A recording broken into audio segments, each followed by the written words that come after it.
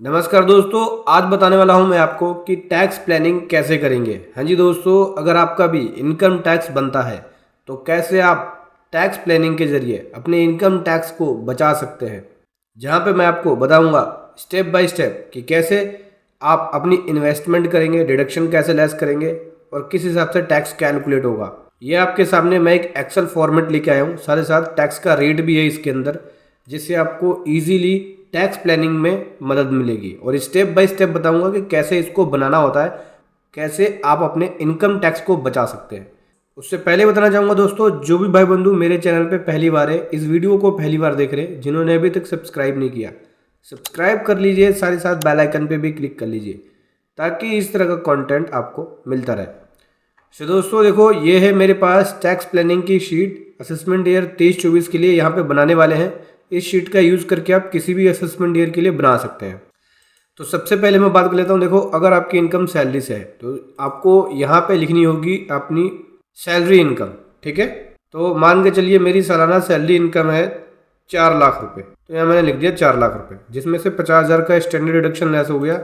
3.5 लाख रुपए मेरी income from salary से आ गई, ठीक। और अगर आप कोई बिजनेस कर रहे हैं, जॉब भी कर रहे हैं, साथ में कोई बिजनेस भी कर रहे हैं, सेक्शन 44AD के अंदर अपने बिजनेस इनकम को डिक्लेयर करते हैं, या फिर आपसे जॉब नहीं करते हैं, केवल बिजनेस इनकम है, तो उसकी डिटेल यहाँ भरनी होगी सेक्शन 44AD के अंदर।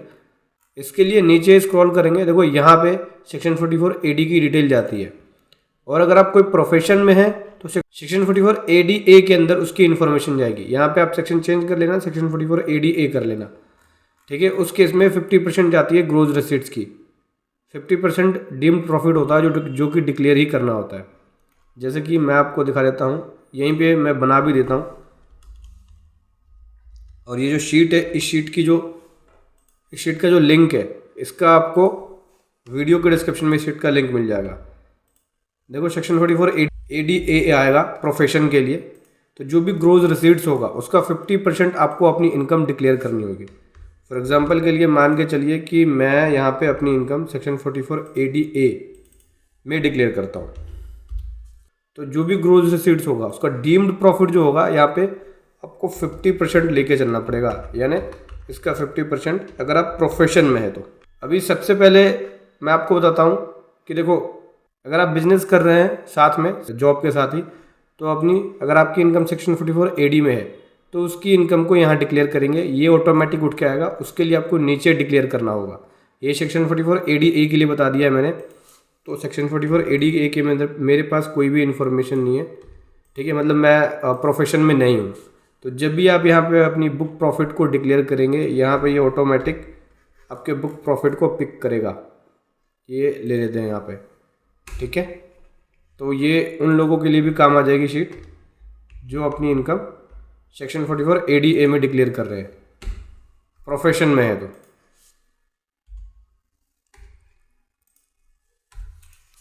ठीक है दोस्तों, अभी मैं आपको सेक्शन 44AD का दिखा देता हूँ। देखो, सेक्शन 44AD में आपकी ग्रोज रिसीट्स मान के चलिए 16 लाख रुपए। इसमें से जो बुक प्रॉफिट है वो मैंने दिखाया 4,80,000 का। हालांकि डीम्ड प्रॉफिट जो है वो 8% होना चाहिए अगर आप कैश में ट्रांजेक्शन कर रहे हैं, और कैश में ट्रांजेक्शन नहीं है तो 6% आपको यहाँ दिखाना होगा। तो मेरी जो ट्रांजेक्शन है वो कैश में, तो 8% जो प्रॉफिट बनता है इसका वो बनता है 1,28,000, लेकिन मैं दिखा रहा हूँ 4,80,000, तो ज़्यादा ही दिखा रहा हूँ, कम नहीं दिखा रहा हूँ। कम दिखाओगे तो ऑडिट कराना पड़ेगा। तो नेट प्रॉफिट जो डिक्लेयर कर दिया वो कर दिया हमने 4,80,000 रुपये, और ये नेट प्रॉफिट उठ के जाता है सेक्शन 44AD में, यानी 4,80,000 की मेरी इनकम बन गई बिजनेस से, और ये सैलरी से इनकम। उसके बाद बात करें अदर सोर्स से जो मेरी इनकम है, वो सेविंग अकाउंट का 1,200 रुपये का है, और अदर इनकम मेरी यहाँ पे 15,000 की, यानी टोटल इनकम 16,200 की आ गई। यानी मेरी जो नेट इनकम बन गई वो 8,46,200। अभी डिडक्शंस की बात करते हैं, तो डिडक्शन है 80C के अंदर 14,000 की, PF के अंदर 15,000 की, और ट्यूशन फी दे रहा हूँ मैं 1.5 लाख के आसपास। म्यूचुअल फंड भी है 5,800, अदर है मेरे पास डिडक्शन 15,400, यानी टोटल जो डिडक्शन है वो 2,02,000 का है। लेकिन 80C के अंदर जो लिमिट होती है डिडक्शंस की वो केवल 1.5 लाख की है, तो मुझे 1.5 लाख रुपये यहाँ पे डिडक्शन मिल जाएगा। इसके बाद मेडिकल इंश्योरेंस है 25,000 तक का इंश्योरेंस करा रखा मैंने, यहाँ पे 25,000 रुपये आ गया। और ये इंटरेस्ट इनकम का डिडक्शन है, देखो यहाँ पे इंटरेस्ट इनकम जो डिक्लेयर किया सेक्शन 80AA के अंदर मिल जाता है। सेक्शन 80D में मेडिकल इंश्योरेंस का डिडक्शन। तो दोस्तों टोटल इनकम जो आगे मेरी निकल गई वो 6,70,000 रुपये। इसके अलावा जो डिडक्शन है वो लेके चलते हैं, मान के चलिए 80G के अंदर है। 80G में डोनेशंस का होता है, अगर आपने कोई डोनेशन वगैरह दे रखा है, ये मान के चलिए कि 2 लाख की डोनेशन दे रखी है मैंने, तो यहाँ पे 2 लाख लिख दिया हमने और यहाँ पे 100% इसका है डिडक्शन।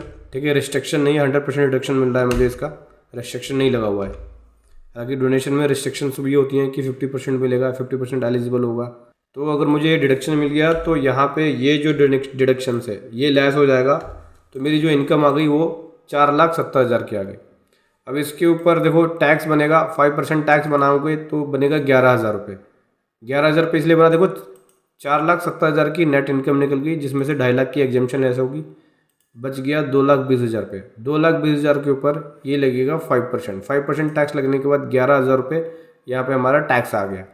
अब रीबेट की बात करें तो देखो 12,500 तक का रीबेट मिल जाता है, अगर 12,500 का तक का टैक्स बनता है। तो मेरा यहाँ पे 11,000 बना है, तो 11,000 रुपये का पूरा रीबेट मिल जाएगा मुझे। ठीक है, अब यहाँ पे 1,120 रुपये का TDS कटा है, तो ये 1,120 रुपये का जो TDS है वो पूरा का पूरा मेरा रिफंडेबल है, यानी अमाउंट जो बन गया वो रिफंडेबल बन गया। ठीक है, और अगर मैंने यहाँ पे डिडक्शन नहीं ली होती, मतलब डोनेशन नहीं ली होती, तो क्या होता, डोनेशन नहीं ली होती तो देखो मेरी इनकम टैक्सेबल इनकम बन गई 6,70,000, जिसमें से 2.5 लाख की लेस करके 4,20,000 के ऊपर यहाँ हमारा 21,000 का टैक्स बन गया। वो ऐसे बना कि 2.5 लाख की एग्जेम्पशन लेस करने के बाद 4,20,000 के ऊपर 5% निकल गया। आप टैक्स रेट के लिए देखो यहाँ पे चार्ट देख सकते हैं, ये ओल्ड वाला रेट है, ओल्ड रिजीम में रहते हैं तो, और न्यू टैक्स रिजीम में जाते हैं तो ये वाला रेट है। हालांकि ओल्ड रिजीम में जाने के बाद ही डिडक्शन मिलती है, तो ओल्ड रिजीम वाले रेट को देख सकते हैं। बोलते हैं कि 2.5 लाख तक तो कोई नहीं है, 2.5 से 5 के बीच है तो 5%, 2.5 से जितना भी अबव होगा। लेकिन अगर वो 5 लाख रुपए तक है, 5 लाख से ऊपर जैसे जाएगा, जितना भी जाएगा 5 लाख से ऊपर 12,500 प्लस 20% लगेगा 5 लाख से जितना भी ऊपर जाएगा। ठीक है, तो 5 लाख से ऊपर जितना भी जाएगा, तो 10 लाख तक अगर इनकम बनती है तो 12,500 प्लस 20% 5 लाख का। यहाँ पे हुआ क्या, देखो हमारी जो इनकम है वो 4,20,000 मतलब कि 5 लाख तक है, तो देखो सेकंड वाले ब्रैकेट में आ जाएंगे, 5% लग जाएगा इसमें। ठीक है, तो 5% 21,000 का टैक्स बना, और रीबेट इसमें कुछ मिलेगा ही नहीं क्योंकि 12,500 की लिमिट को क्रॉस हो गया है, तो रीबेट कुछ नहीं मिलना है इसमें, 0 कर दो रीबेट को।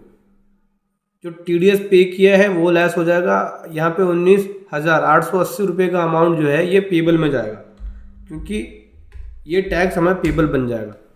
अभी अगर आप टैक्स बचाना चाहते हैं तो आपको करना क्या होगा, अपनी आप डिडक्शंस देख सकते हैं कि कैसे मैं अपनी डिडक्शंस को बढ़ा लूँ या इन्वेस्टमेंट कर लूँ जिससे मेरा टैक्स बच जाए। जैसे डोनेशन ले लूँ, अगर डोनेशन ले लिया तो आप जो टैक्स है उसको बचा सकते हो, मतलब डोनेशन कहीं दे दिया तो वहाँ पे आप अपने टैक्स को बचा सकते हो अगर डोनेशन देते हो तो। यहाँ 80C के अंदर आपने इन्वेस्टमेंट कम कर रखी है तो वहाँ पे आप इन्वेस्टमेंट बढ़ा के अपने टैक्स को बचा सकते हो। और आपका टैक्स ज़्यादा बनता है तो उस केस में आपको लगता है कि नहीं मेरे को टैक्स ज़्यादा भरना पड़ रहा है, ये ज़्यादा बनता है आपका हर साल, तो आप टैक्स प्लानिंग के अकॉर्डिंग आप चाहो तो अपना एडवांस टैक्स भी जमा करा सकते हो। जिससे क्या होगा, पार्टली कुछ अमाउंट जमा करा लिया, पार्टली जब इनकम टैक्स बना तो जमा कराया, इससे टैक्स का बर्डन भी ज़्यादा होता नहीं है।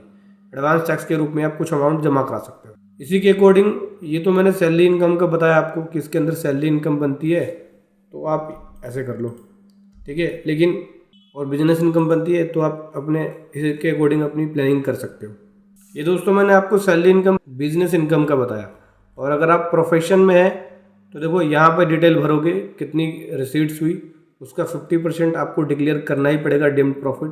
50% से ऊपर जितना भी ले जाओ उतनी इनकम डिक्लेयर कर सकते हो, लेकिन 50% से कम नहीं रख सकते। अगर 50% से कम रखोगे तो आपको ऑडिट कराना पड़ जाएगा सेक्शन 44 ADA के अंदर। तो अपने अकॉर्डिंग इस शीट को भर के टैक्स की कैलकुलेशन कर सकते हैं। और दोस्तों अगर आप इस शीट को डाउनलोड करना चाहते हैं तो वीडियो के डिस्क्रिप्शन में इसका लिंक मिल जाए, वहाँ से जाके आप इस शीट को डाउनलोड कर सकते हो। वीडियो कैसी लगी ज़रूर बताएं। Thank you so much. जय हिंद, वंदे मातरम।